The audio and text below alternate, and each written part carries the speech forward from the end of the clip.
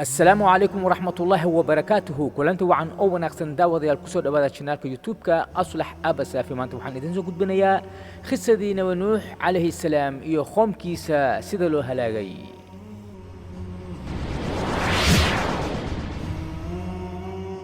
هذا بقى بلابنو خسدين ونوح عليه السلام. نبي نوح عليه السلام خوم كيسا وحي أهايين دات أو صالحين أو وناكسن أو فيعان إيو أرد دودي markii oo dadkii saalixiinta ay dhinteen ardaydii iyaga dhaxdooda waxay isdhaheen dadkii oo maanta cilmiga anaga aan ka bari jirnay way dhinteen warbal ka warama haddii aan sameeyno sawiradaasna oo ah sawirkooda si aan ugu soo xasuusano oo sawiradaas nagu dhiirgeliso inaan si fiican waxna u barano oo ilaahayna si fiican aan u caabudno ardaydii waxay sameeyeen sawiro ardaydii markii ay dhinteen oo dadkii ka dambeeyay oo imaadeen jiilka kale ayaa dadkaas waxaa u waxyooday shaytaan ibliis waxaas u dhahay sawiradan aabbayaashiina ayay caabudi jireen sidii oo ilaahay roob ugu sahlo muraadkooda ugu sahlo iyo wixii niyadooda ku jira si ilaahay ugu sahlo ee adinka maxaad samaynaysiin waaye ee adinkana sawiradan maad caabudiin aabbayaashiina ayay sawiradan caabudi jireen aabbayaashoodana sawiradaas ma aanan caabudi jirin laakiin jiilka kale ayaa shaytaankii fitneeyey kadib dadkii waxay bilaabeen inay sawiradii ay caabudaan sawiradii kadib waxay u bedeleen sanamo oo markaas ay fasahaadeen dhulkii oo ku xididaystay jiradiisii arlada oo dadkii bilaabeen inay caabudaan sanamo halkii ay ka caabudi lahaayeen allani wuxuu soo diray nuux rasuul ahaan isagoo ugu yeeraaya dadka inaysan caabudin cidna allah maahe kaasoo aan lahayn shariik iyo mataal wuxuuna ka reebay shirkigii iyo waxyaalihii xunxun oo ay haayeen nebi nuux calayhi salaam wuxuu ahaa rasuulkii ugu horeeyey ee loo soo diro arlada nebi nuux calayhi salaam waxaa loo soo diray markii dadkiisa ay bilaabeen inay caabudaan sanamo iyo ilaahyo been ah oo ku dhaceen hoosna ugu dhaadhaceen gudcur iyo jaahilnimo ilaahay subxaanahu caza wajalla wuxuu dhahay innaa arsalnaa nuuxan ilaa qawmih an andir qawmaka min qabli an ya'tiyahum cadaabun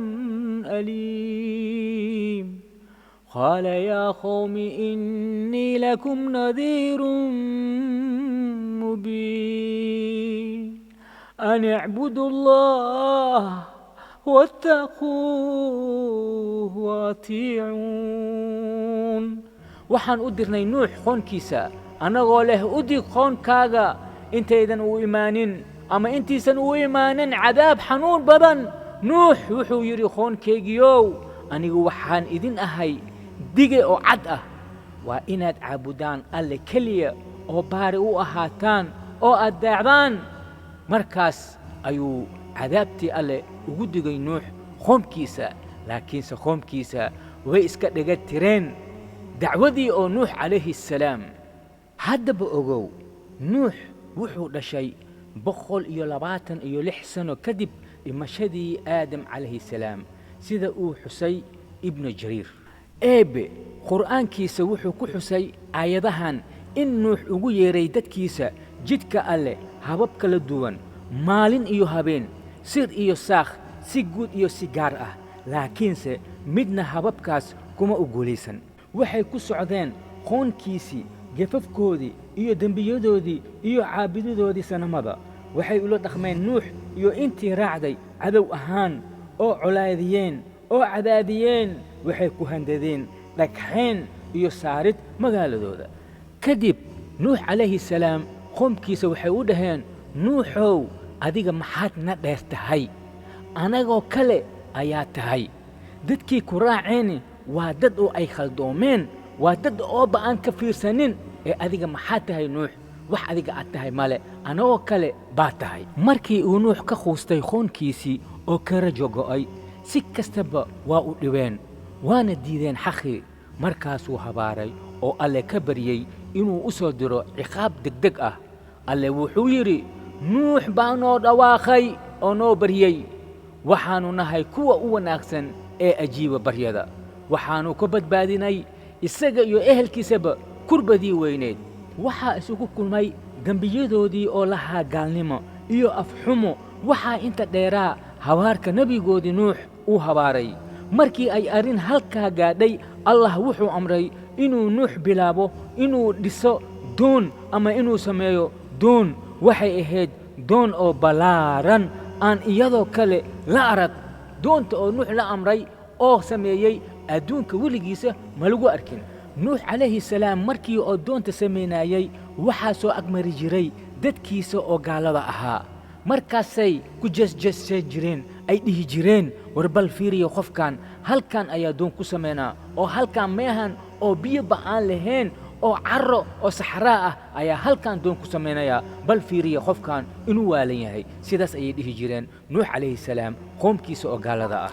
alla weyne wuxuu amray nuux calayhi salaam marka amarka alla yimaado iyo ciqaabkiisa inuu ku qaado doonta laba nooc oo nooc kasta xoolaha ah lab iyo dhidig iyo dhammaan naflaha sidaas darteed noocyadooda si ay ugu baaqi ahaadaan wuxuu sidoo kale ku qaaday reerkiisa marka laga reebo kuwii diiday xaqa oo ugu yeeraayey waayo alle wuxuu u qadaray dadkaas halaag dhammaantooda inay oo halaagsamaan kadib nuux calayhi salaam wuxuu u dhawaaqay wiilkiisa kaasoo gooni u bixiyey naftiisa oo ka socmay wuxuu dhahay nuux maandhow nala soo fuul doonta hana noqon la jidhka gaalada wiilkii wuxuu yidhi waxaan u qaadi doonaa naftayda buur oo iga badbaadin doontaa biyahan nuux wuxuu yidhi maanta ma jirto wax oo ama qof oo ka badbaadaayo amarka alle maanta qof badbaadaaya male ilaa kuwii alle adeecin maahane kuwii alle adeecin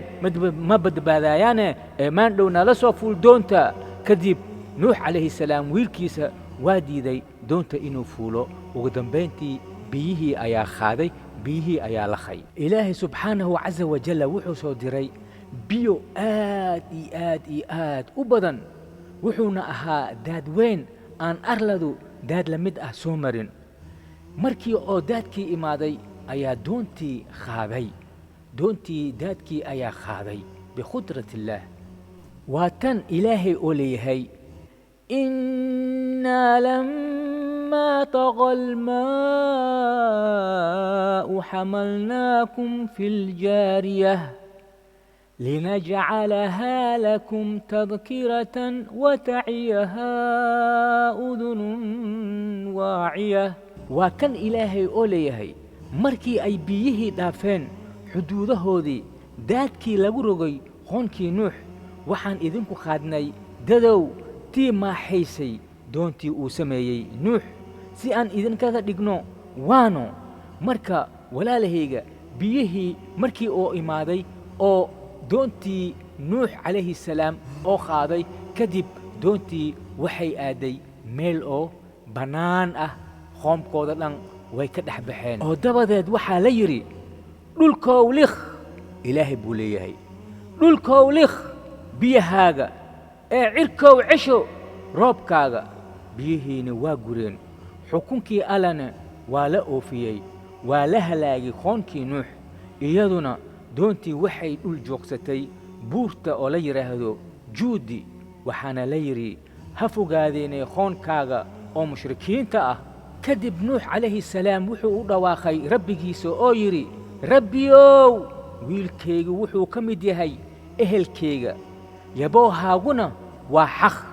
waxaadna tahay kan ugu caadilsan inta wax oo xukunta alleh wuxuu yidhi nuuxow isaga kama mid aha ehelkaaga camalkiisa waa mid aan wanaagsanayn ee ha i weydinin wax aadan u lahayn cilmi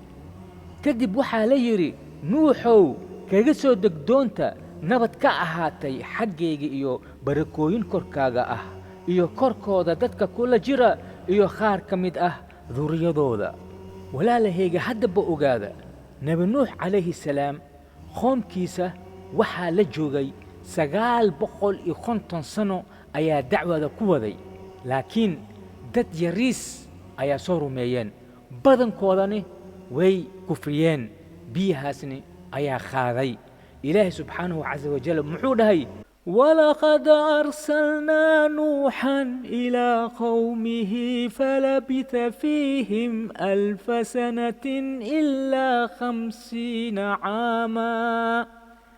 إلا 50 عاما فأخذهم الطوفان وهم ظالمون.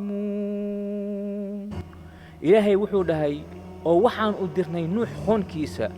wuxuuna dhex joogay 1000 sano oo dhiman 50 sano isagoo ugu yeeraayo tawxiidka oo uguna digay shirkiga. duufaantii baa qaaday qoomkiisa. markii ilaahay uu leeyahay qoomkiisa nuux waxaa la joogay 1000 sano oo dhiman 50 sano waa 950 sano. walaalahayga insha allah qisadii nuux calayhi salaam halkaas ayaa nagu dhammaaday. filimkaani waxaa idin soo turjumay walaalkiina